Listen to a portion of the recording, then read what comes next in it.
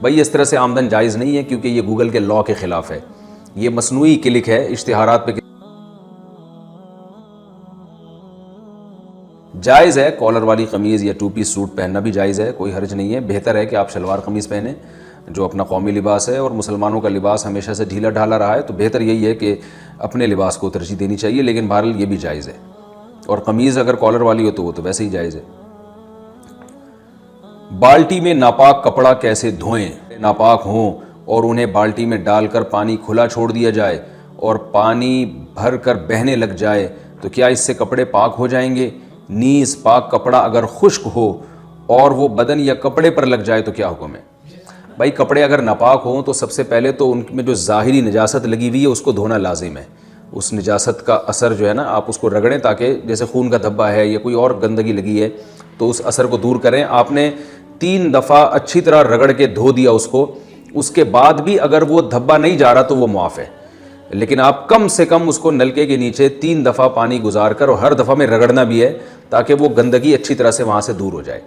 تو یہ کام ضروری ہے. اور اگر اس پہ گندگی لگی ہوئی نہیں ہے, جیسے پیشاب ہے, اس کا کوئی دھبا وبا نہیں ہے, تو پھر اصل حکم شریعت کا یہی ہے کہ اس میں نلکے کے نیچے اس میں کم از کم 3 دفعہ اتنا پانی بہا دیا جائے اور رگڑا بھی جائے تاکہ گندگی اس سے دور ہو جائے, کہ اتنا پانی بہا دیا جائے کہ آپ کو غالب گمان ہو جائے کہ نجاست اس سے دور ہو چکی ہوگی.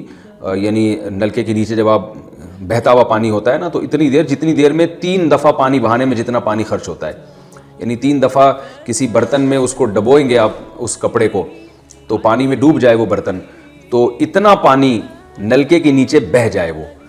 تو یہ طریقہ ہے پاک کرنے کا. اور یہ بھی ٹھیک ہے کہ اگر اس پہ نشان وغیرہ ختم ہو گیا, بدبو ختم ہو گئی, تو آپ بالٹی میں رکھیں اور اس کو جو ہے نا بالٹی کھول دیں. جو پانی جب بہنا شروع ہوگا تو کپڑا پاک ہو جائے گا. لیکن یہ اس صورت میں پاک ہوگا کہ کپڑے پر گندگی کا کوئی اثر نظر نہ آئے.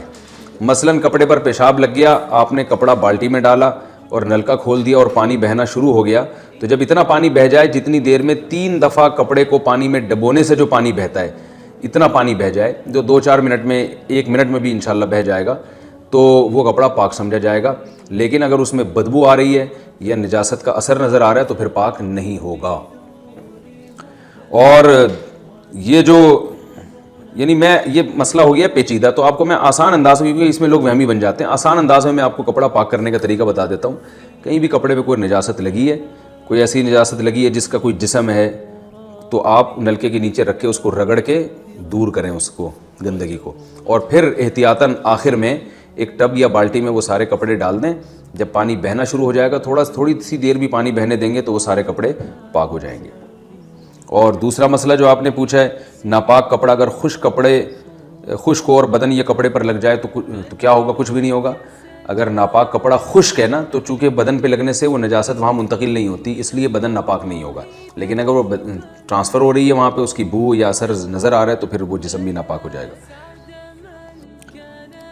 کلک پہ ارننگ, یوٹیوب کے اشتہارات پہ جو کلک کر کے ارننگ ہوتی ہے اس سے کمائی کا حکم. ایک کمپنی ہے کلک پے ارن, اس میں اگر ہم 5,000 روپے انویسٹ کرتے ہیں تو وہ 3 مہینے میں 18,000 روپے دیتے ہیں, اور اس کے لیے ہمیں دن کے 40 اشتہارات دیکھنے ہوتے ہیں, اور اگر ہم 10,000 انویسٹ کریں گے تو 80 اشتہارات دیکھنے ہوں گے. یہ اشتہار زیادہ تر ٹک ٹاک یا مولانا طارق جمیل صاحب وغیرہ کے ہوتے ہیں. نیز اس میں وہ ہمارے پیسے آگے اسٹاک ایکسچینج میں لگاتے ہیں. تو کیا اس طرح سے آمدن جائز ہے یا نہیں؟ بھائی اس طرح سے آمدن جائز نہیں ہے کیونکہ یہ گوگل کے لا کے خلاف ہے.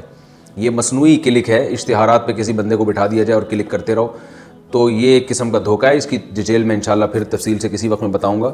یہ طریقہ بہرحال ٹھیک نہیں ہے. اگر اسٹوڈنٹس کے والدین کی کمائی حرام ہو اور غیر مسلم کی کمائی حرام ہو تو کیا ہم اس سے کھا سکتے ہیں؟ میں ایک اسکول چلاتی ہوں اور ساتھ میں ٹیوشن بھی پڑھاتی ہوں. کافی سارے اسٹوڈنٹس ہندو ہیں, ان میں سے بعض کے والدین کی انکم وائن شاپ یا دوسرے حرام ذرائع سے ہوتی ہے. اب ظاہر ہے کہ علاقے میں ہندو فیملیز ہیں تو ان کے بچوں کو داخلے سے منع نہیں کر سکتے. اس صورت میں وہ آمدنی ہمارے لیے حلال ہوگی یا نہیں, جبکہ ہم تو اپنے پڑھانے کے چارجز حاصل کر رہے ہوتے ہیں؟ بہت اہم سوال ہے. دیکھیے, اگر کوئی مسلمان حرام کماتا ہے, شراب کی دکان کے ذریعے اس کی ارننگ ہوتی ہے, اور یہی اس کی ارننگ ہے یا زیادہ تر حرام ہی کما رہا ہے وہ، تو جب وہ آپ کو فیس دے گا تو آپ اس سے تفصیل طلب کریں گے کہ آپ کی جو شراب کی آمدن ہے یا حرام آمدن ہے، آپ یہ پیسے اس سے دے رہے ہیں یا حلال سے دے رہے ہیں۔ جب تک یہ وضاحت نہ کرے آپ کے لیے اس سے فیس کی مد میں پیسے لینا بھی جائز نہیں ہے۔ یہ جو آپ نے کہا ہم تو پڑھانے کے چارجز لے رہے ہیں، ہم تو حلال کام کر رہے ہیں، آپ کام تو حلال کر رہے ہیں، لیکن وہ جو آپ کو فیس دے رہا ہے وہ حرام پیسوں سے دے رہا ہے۔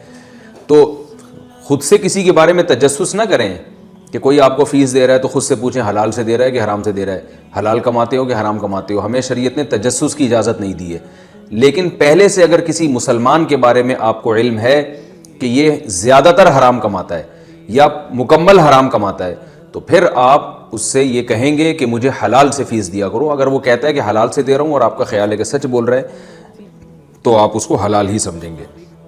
اور اگر وہ ایسی وضاحت نہیں کرتا تو آپ کے لیے اس سے فیس وصول کرنا جائز نہیں ہے، آپ اس کو مکلف بنائیں گے بھائی مجھے حلال پیسوں سے فیس لا کے دو۔ یہ تو مسلمان کا حکم ہے۔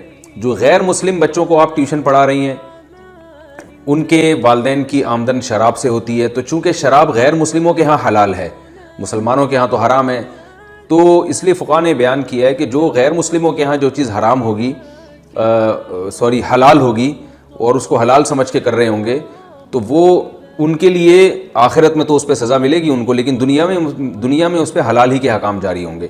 لہذا اگر وہ شراب کی آمدن غیر مسلم یعنی ہندو اگر شراب سے کماتا ہے اور وہ پھر آپ کو اس شراب کی آمدن سے آپ کو فیس دیتے ہیں یا کوئی ہدیہ دیتے ہیں یا دعوت کرتے ہیں، حلال چیز کی دعوت کرتے ہیں، تو وہ آپ کے لیے جائز ہے۔ یہ اس یعنی آمدن کے بارے میں جو غیر مسلموں کے ہاں حلال ہو۔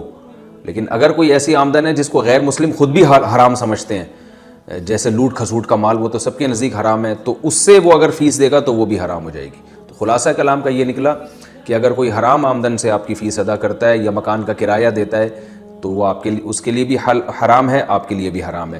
لیکن اگر غیر مسلم اپنی حرام آمدن سے آپ کو مکان کا کرایہ دیتا ہے یا بچوں کو ٹیوشن پڑھانے کی فیس دیتا ہے تو اور وہ حرام ایسا ہے کہ غیر مسلم اس کو خود حرام نہیں سمجھتا، ان کے مذہب میں وہ حلال سمجھا جاتا ہے، تو پھر آپ کے لیے اس سے فیس لینا یا مکان کا کرایہ وغیرہ یا کوئی چیز بیچ کے اس کے عوض میں اس سے پیسے وصول کرنا یہ آپ کے لیے جائز ہے۔